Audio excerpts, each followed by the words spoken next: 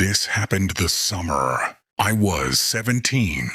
My family has a small cabin on a lake in northern Utica, Minnesota, that we've been going to every summer for as long as I can remember. It's not a big lake, maybe a mile across at its widest point, and the cabins around it are spaced far enough apart that you can go days without seeing another person if you want to. That's the whole point of going up there. No neighbors, no noise, just the water and the trees and the quiet. That particular summer, it was just me and my dad. My mom had to work, and my younger sister was at a volleyball camp, so it was the two of us for a week. We fished during the day and sat on the dock at night and talked. It was one of the best trips we ever took up there, right up until the last night. We had been out on the boat that evening, trolling around the far end of the lake, where the water was deeper and the fishing was better. By the time we headed back, it was close to 10 at night and completely dark. The lake was flat calm, no wind at all. You could hear everything out there. A fish jumping, a loon somewhere far off, the low hum of our trolling motor. We were maybe 200 yards from our dock when my dad cut the motor. I asked him why, and he held up his hand for me to be quiet. I listened. At first, I didn't hear anything except the usual night sounds. Then I heard it.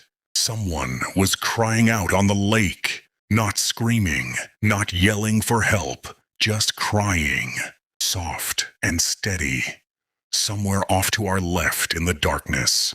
My dad grabbed the spotlight. We kept on the boat and swept it across the water in the direction of the sound. Nothing, just dark water.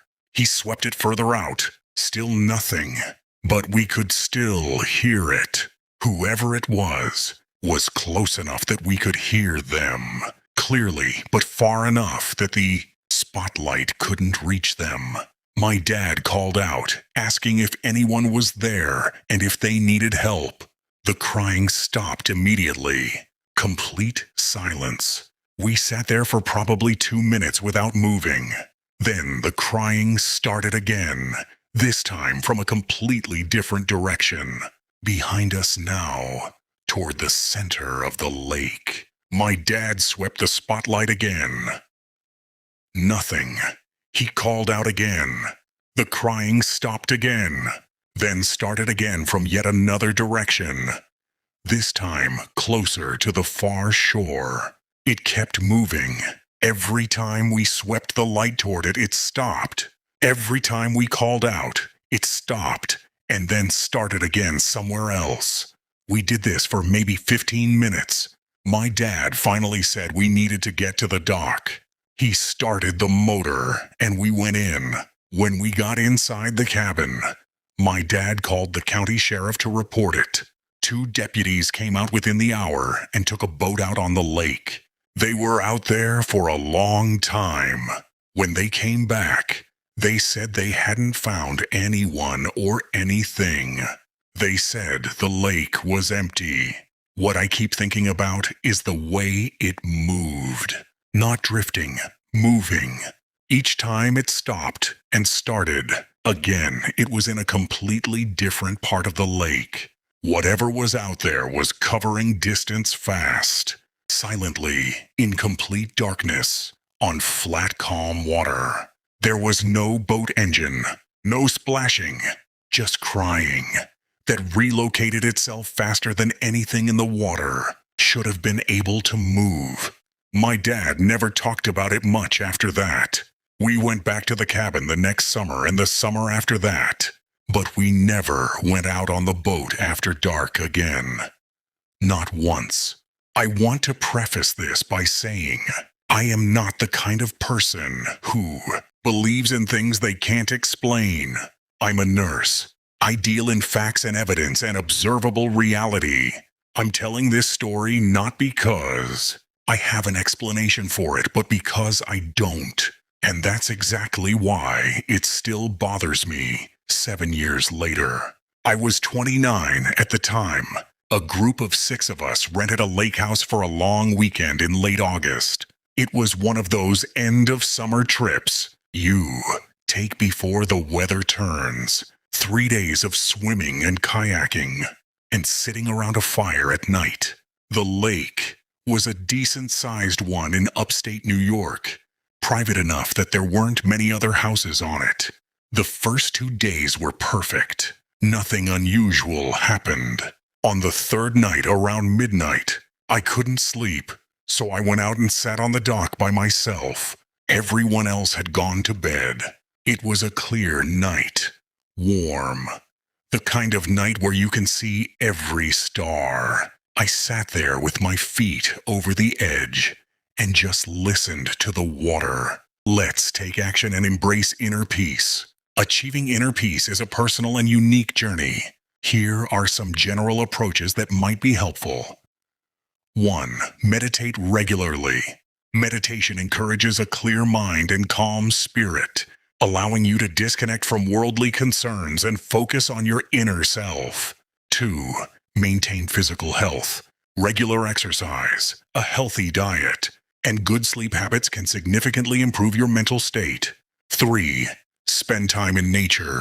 Whether it's a walk in the park, stargazing, or listening to the ocean, spending time in nature can effectively help you achieve peace. Let's take action and embrace inner peace. I had been out there maybe 20 minutes when I noticed something in the water, about 30 feet from the dock. At first, I thought it was a log floating near the surface. It was long and dark and barely moving. I watched it for a minute. Then it moved, not drifting. It turned, slowly and deliberately, the way something turns when it's aware of where it is and where it wants to go. I stood up. Whatever it was big, longer than I initially thought. Maybe 6 or 7 feet. It was just below the surface, dark enough that I couldn't make out any details, but I could see the shape of it. It was moving slowly toward the dock. I should have gone inside. I know that. Instead, I stood there watching it. When it got within about 15 feet of the dock, it stopped. Just stopped and stayed there, just below the surface, completely still. I could see the shape of it clearly now. Long, roughly cylindrical, no fins visible, no tail movement. It was just suspended there in the water looking up at me. I say looking because that's what it felt like. I know that sounds irrational. I'm aware of that. But whatever it was, it felt like it was watching me as deliberately as I was watching it. We stayed like that for maybe 3 minutes. Then it sank, slowly and smoothly, straight down, until I couldn't see it anymore. No splash, no movement of the water, just gone.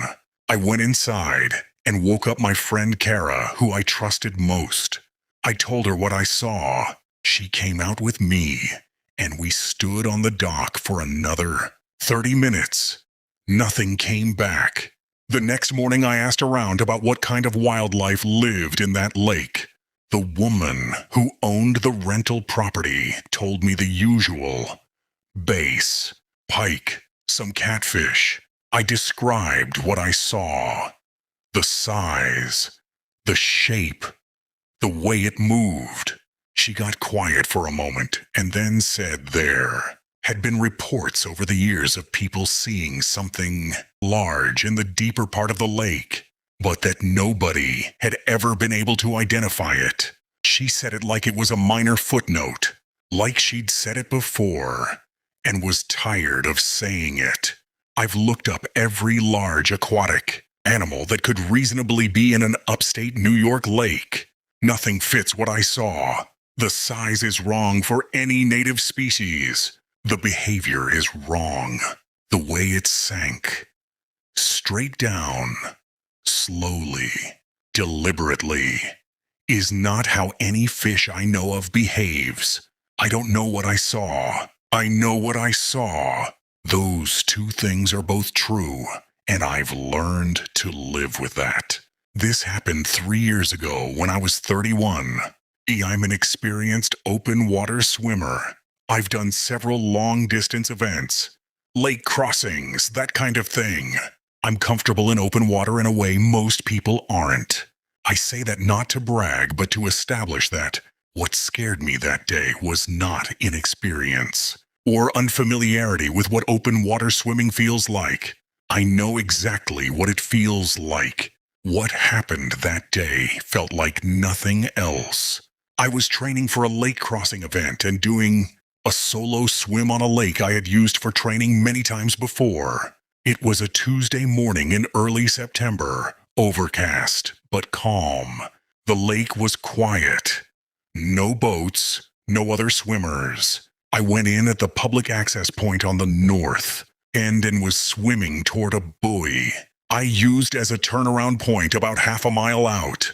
I was maybe 20 minutes into the swim, breathing well, feeling good, when I felt something underneath me, not touching me, underneath me.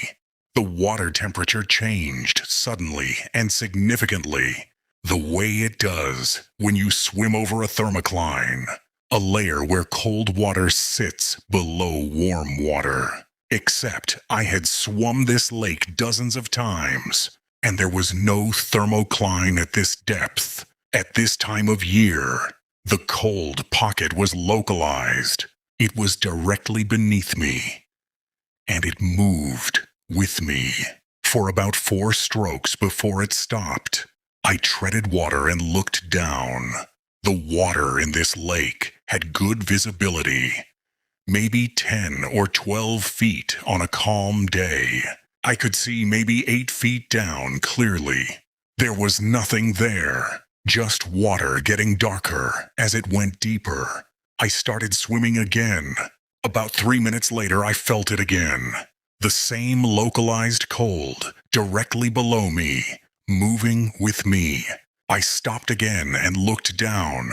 Again, nothing visible. But this time, I stayed still and treaded water for almost a minute. And the cold stayed with me. It wasn't a thermocline. It wasn't a current. It was stationary beneath me, whatever it was, and it was staying directly under me while I stayed still. The rational part of my brain was generating explanations as fast as it could.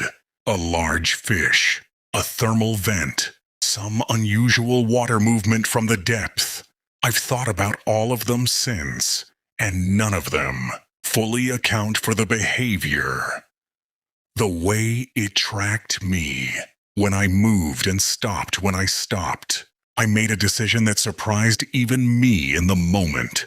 I turned around and swam back to shore. I'm not someone who cuts training sessions short. I've swum through discomfort and bad conditions more times than I can count. But I got out of that lake, and I sat on the shore for a long time before I could explain to myself why I had gotten out. The feeling was not pain or cold or physical distress. It was the absolute certainty that something was directly below me and aware of me in the way that a predator is aware of its prey. I've never felt anything like that in open water before or since, and I've been swimming in open water for 15 years. I went back to that lake 2 weeks later and finished my training swim without incident. But for those 20 minutes in the water that Tuesday morning, I was more scared than I have ever been in my life. I don't have an explanation. I've stopped looking for one. I'm going to tell this as straightforwardly as I can because the straightforward version is disturbing enough without me adding anything to it. 2 summers ago, I was at a lake with my wife and our 2 kids, ages 8 and 11. It was a popular recreational lake, busy on weekends, the kind of place with a designated swimming area. marked off with buoys and a small beach with a snack stand. Completely normal family lake day. We had been there for a few hours. The kids were in the swimming area. My wife was reading on the beach. I was in the water with them. At some point, my 11-year-old, my son Marcus, swam up to me and grabbed my arm. He had a look on his face I had never seen before. Not scared exactly, more like deeply confused. He asked me who the man was. I asked him what man. He pointed toward the far buoy at the edge of the swimming area, maybe 40 feet away. There was nothing there, just the buoy bobbing on the surface. I told him I didn't see anyone. He said the man had just been there, right next to the buoy, standing in the water. I pointed out that the water was over his head out there. Nobody could be standing. Marcus said he wasn't standing on the bottom. He was standing on the water, just standing there on the surface, looking at us. I want to be careful here about how I describe what happened next because I don't want to overstate it. Marcus is not a dramatic kid. He's calm and literal and not given to exaggeration or fantasy. When he tells me something he saw, I take it seriously. And the expression on his face when he told me about the man was not the expression of a kid trying to scare his dad or make up a story. It was the expression of someone who had seen something they couldn't account for and were genuinely troubled by it. I swam out to the buoy with him. Nothing there. The water was about 9 feet deep at that point. I dove down and looked. Nothing on the bottom, nothing in the water. We swam back. About 20 minutes later, my daughter, who had been playing in the shallower area closer to shore, came running up the beach to my wife. My wife brought her over to me.